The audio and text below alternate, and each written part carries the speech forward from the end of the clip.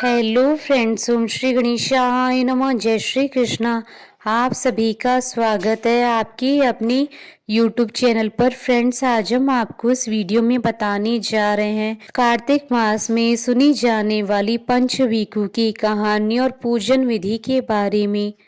Friends, video शुरू करने से पहले आपसे रिक्वेस्ट है, अगर आप हमारे चैनल पर नए हैं और आपने अभी तक चैनल को सब्सक्राइब नहीं किया है तो प्लीज़ सब्सक्राइब कीजिएगा चैनल को, साथ ही प्रेस कीजिएगा बेल आइकन को, जिससे नए वीडियो से रिलेटेड नोटिफिकेशन आपको तुरंत प्राप्त हो सके। और वीडियो पसंद आने पर वीडियो को लाइक और शेयर जरूर कीजिएगा ताकि सभी भक्तों को इस वीडियो का लाभ प्राप्त हो सके। और कमेंट बॉक्स में जय श्री कृष्णा जरूर लिखिएगा। भीष्म पंचक व्रत का प्रारंभ 4 नवंबर 2022 से होगा और भीष्म पंचक व्रत का समापन 8 नवंबर 2022 को होगा। कार्तिक माह में सुबह 5 दिन तक पंचवीकु की पूजा की जाती है। इसमें एकादशी व द्वादशी का व्रत करते हैं, त्रयोदशी को भोजन ग्रहण करते हैं, फिर चतुर्दशी या पूर्णिमा का व्रत करके पूर्णिमा के दिन 5 वस्तुएं ब्राह्मणी को दान करते हैं। इस प्रकार 4 साल तक कार्तिक के शुक्ल पक्ष में पंचवीकु का व्रत करते हैं। सामर्थ्य अनुसार व्रत करके 5-5 चीजों का दान करें। 5 साल में व्रत पूरा होने के बाद ब्राह्मण ब्राह्मणी के 5 जोड़ों को भोजन कराकर दक्षिणा देकर विदा किया जाता है।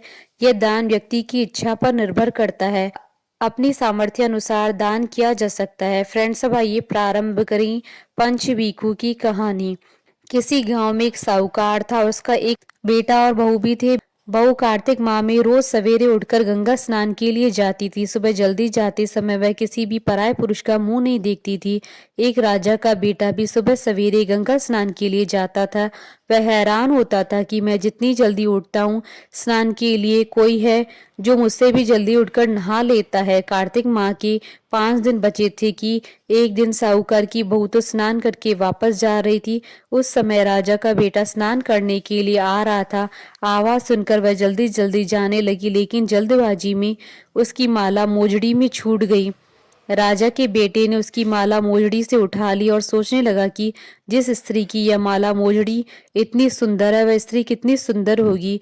उसने पूरे गांव में मुनादी करवा दी कि जिसकी यह माला मोजड़ी है वह 5 रात मेरे पास आएगी। साहूकार की बेटे की बहू ने कहलवा दिया कि मैं 5 रात आऊंगी, लेकिन किसी को साग भरने बैठा देना। राजा के बेटे ने एक तोते को पिंजरे में बंद कर गंगा किनारे के पेड़ पर टांग दिया। बहू सुबह के समय आई, पहली पेड़ी पर पैर रखा और बोली, हे कार्तिक के ठाकुर, राई दामोदर, पांचों पांडु, छठे नारायण, बीखम राजा, उस पापी को नींद आ जाए। राजा के बेटे को नींद आ गई। बहू नहा धोकर चलने लगी तो तोते से बोली, सुआ सुआ, तेरे गल डालूंगी हीरा, मेरी साग भरियो वीरा। सुआ बोला कि कोई वीर भी साग भरता है क्या? वह फिर बोली, सुआ सुआ, सुबह तेरे पग घालूंगी, नेवर साग भरियो मेरे देवर। सुआ ने कहा, ठीक है भाभी, मैं तेरी साख रखूंगा। वह तो यह कहकर चली गई। राजा का बेटा हड़बड़ा कर उठा और सुआ से पूछा, सुआ सुआ, वह आई थी, कैसी थी? सुआ बोला, आभा की सी बिजली, होली की सी जल, केला की सी कामनी, गुलाब सा रंग। अगले दिन राजा के बेटे ने सोचा कि आज मैं अपनी अंगुली में चीरा लगाऊंगा, इससे मुझे नींद नहीं आएगी। अगले दिन राजकुमार अंगुली चीर कर लेट गया। वह आई और भगवान से उसी तरह प्रार्थना करने लगी और राजकुमार को फिर नींद आ गई।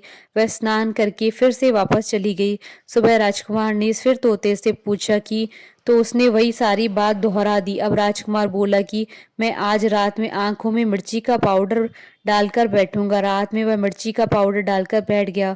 बहू फिर आई और प्रार्थना की, जिससे उसे फिर नींद आ गई। राजकुमार ने तोते से बहू के आने की बात पूछी, उसने फिर बता दी। राजकुमार अब फिर सोचने लगा कि आज मैं बिना बिस्तरे के ही बैठूंगा, और रात को बिना बिस्तरे के बैठ गया। जब वह स्नान करने आई तो उसने फिर से भगवान से प्रार्थना की और राजकुमार को नींद आ गई।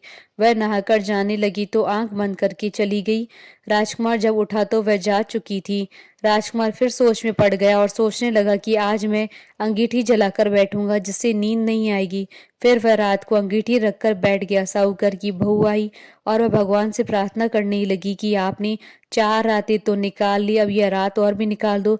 भगवान ने उसकी बात रख ली और राजकुमार को नींद आ गई।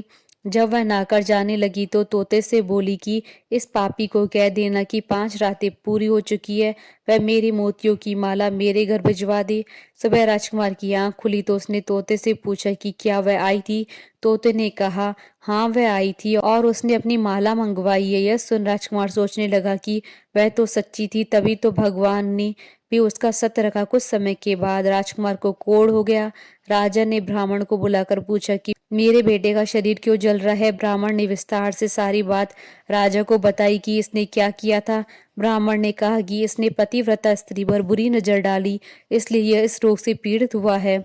राजा ने इसके ठीक होने का उपाय पूछा तो ब्राह्मण ने कहा यह उस साहूकार की बहू को धर्म की बहन बनाए और रोज उसके नहाए हुए जल से स्नान करे तो वह ठीक हो सकता है। राजा साहूकार की बहू की माला लेकर साहूकार के घर गया और बोला कि यह माला आपकी पुत्र वधू की है, इसे ले और आपकी बहू के नहाए हुए जल से मेरे बेटे को नहला दे। साहूकार बोला कि वह तो किसी पराये पुरुष का मुंह तक नहीं देखती है, आप उसे इस नाली पर बैठा दीजिए। जब वह ऊपर नहाएगी और तब नीचे इस नाली के पानी से आपका पुत्र नहा लेगा। राजकुमार ने ऐसा ही किया। कुछ समय बाद उसका शरीर चंदन सा हो गया। हे पंच भिखु देवता, जैसे आपने साहूकार की पुत्र वधू का सत रखा, वैसे ही सभी का रखना। कहानी अधूरी हो तो पूरी करना, पूरी हो तो मान रखना। बोलिए भगवान विष्णु जी की जय, सनातन धर्म की जय। हमारे साथ इस वीडियो में अंत तक बने रहने के लिए आपका धन्यवाद। ओम श्री गणेशाय नमः। जय श्री कृष्णा।